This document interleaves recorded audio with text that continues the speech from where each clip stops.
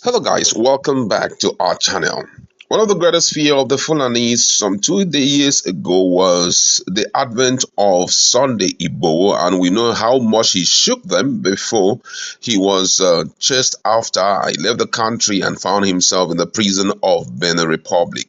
After the President Bola Ahmed Tinubu came on board, he was released from Benin Republic and immediately came out. He sent a strict warning to all the Fulanis in the southwestern state of Nigeria. And right now, they are shaking. A few days ago, we heard what some of them said, a group of Fulani, what they said when Sunday Igboho was still insisting that they have to leave the shores of the southwest. And right now, you're going to hear exactly from the mouth of the national president of Miyetti Allah what he has to tell Sunday Igboho. For him, this is not just Sunday Igboho, but some people are spearheading the whole thing. Also, in a related development, you get to hear also the comment of the Miyetti Allah national president over the attitude, action, and the comment of Sheikh Gumi fairly recently. He's been going after Wike, that the Southerners shouldn't be in charge of Abuja and all of that. But then you get to hear what the national president of Miyetti have to say about it. All of this we're bringing it in a jiffy. But before we continue, if you're not subscribed, do well, hit on the subscribe button and also the bell icon so that you can get notification anytime we publish videos. Now, according to the news, the national president of Miyetti Kota Abdullahi Bello Bodejo has dismissed the notice given by Sunday Igboho to Fulani haters to quit Yoruba land. Bodejo insisted that the Nigerian constitution has given every citizen the right to live in any part of the country and pursue his or her legitimate endeavor. Speaking during an interview with the Sun, the Miyetti Allah leader claimed that some people were trying to use Igboho to heat up the situation. Bodejo urged President Bola Ahmed Tinubu to use security agencies to call Igboho to order. According to him, and I quote his word, he says, Nigeria has a constitution which gives every citizen the right to live in any part of the country to pursue his or her legitimate endeavors. So Sunday Igboho was released to come and start his madness again and start giving some people quit notice. It seems that some people are trying to use him. If he were from another country, he could have been ignored, but since he is a Nigerian, he is supposed to know that Nigeria has a constitution that says everybody has the right to stay anywhere in the country. However, if that person commits any crime, the security agencies are supposed to arrest and charge him to court.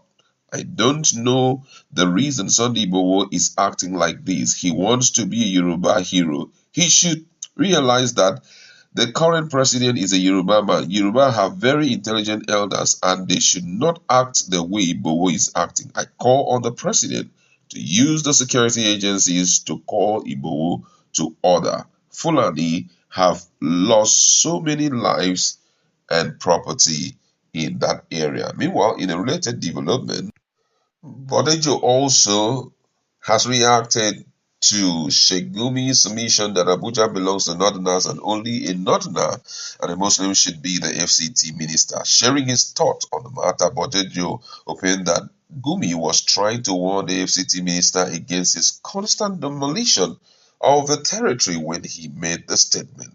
The Miyetti Allah leader stated that Gumi is very straightforward and can't close his mouth when he sees something that is not right.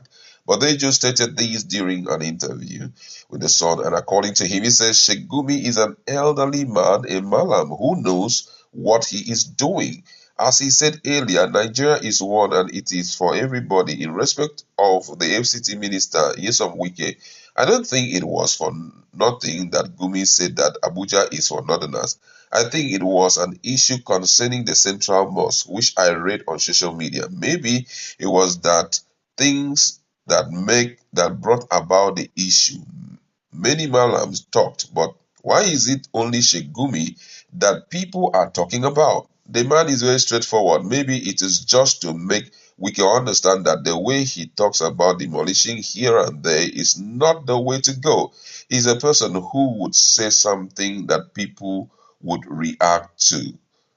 Malam Gumi is a person who can't close his mouth. If he sees something that is not right, he will talk to make everybody understand his position. The time Wike was appointed FCT minister, nobody said anything or opposed him. And the time he talked about the mosque and demolishing, then everybody started saying something about him.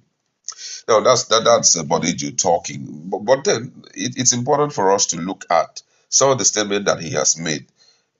What he said about the Constitution of Nigeria permitting Nigerians to live in in any state of their choice is absolutely right. But I feel one of the things that they seem not to address is the issue of that same person permitted by the Constitution misbehaving, and also the security agency turning their eyes away from it. That is what is behind all these wahaha against Fulani haters. During the time that President Buhari was in charge, we saw a lot of impunities from Fulanis. How these guys were so dogged in making Nigerians feel that they were the ones in charge. I could still remember in Southeast, even in other parts of the country, Southwest, Niger, their impacts were too much, negative impacts were too much that even when you call out that the military should go after them, nothing was done about it. I could still remember a situation whereby a Yoruba man came up and was saying that they were eating in his farm. They were using their cows to graze his farm. And he noticed that they were in the company of military people. I don't know if it was just military people or maybe they just got the clothes and wear and all of that. And I could still also remember a situation whereby some of them, when they misbehave in Lagos, they tried to go after them. They ran into, military barracks and all of that. I mean, those things that they did during the period of President Buhari clearly showed that they were acting as if they were above the law. I think that was why these guys the Southeasterners had to, decide to form a group of militia, not militia, call them secret vigilantes for themselves. Why? Because the rampant killing and kidnapping in the southeast was alarming, and all of them was traceable to just this set of people, Fulani haters. So right now, what Igboho is doing for me is not out of place, because your time is up.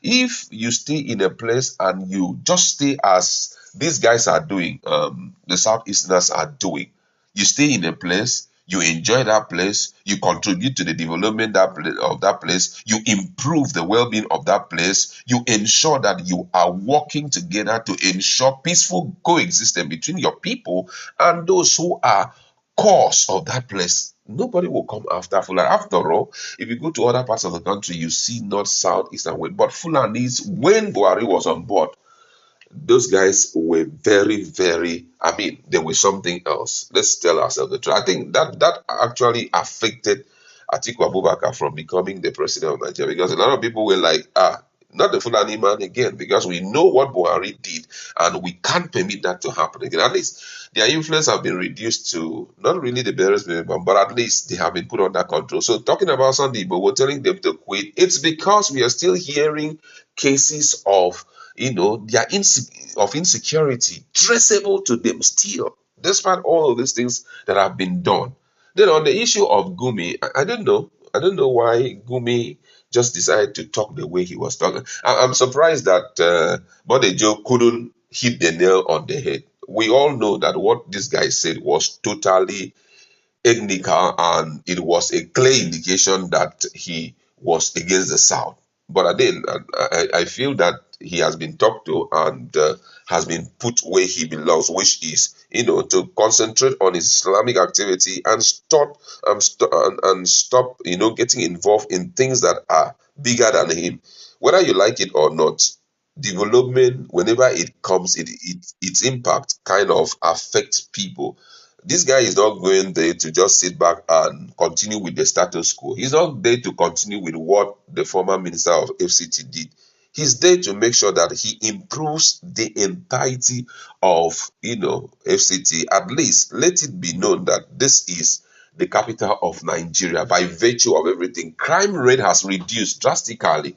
Those little boys who were involved in, what do they call it? One chance. I read just recently how the commissioner of police in Abuja was praising Wike that via his strategy and some of the things he rolled out as the duties of the security agencies, they have been able to curb this. They took out time to even study these guys who are involved in one chance, and they have captured a lot of them. Terrorist kidnappers have been put under check. I mean, what do we want more than that? Than to still watch it with our eyes wide open?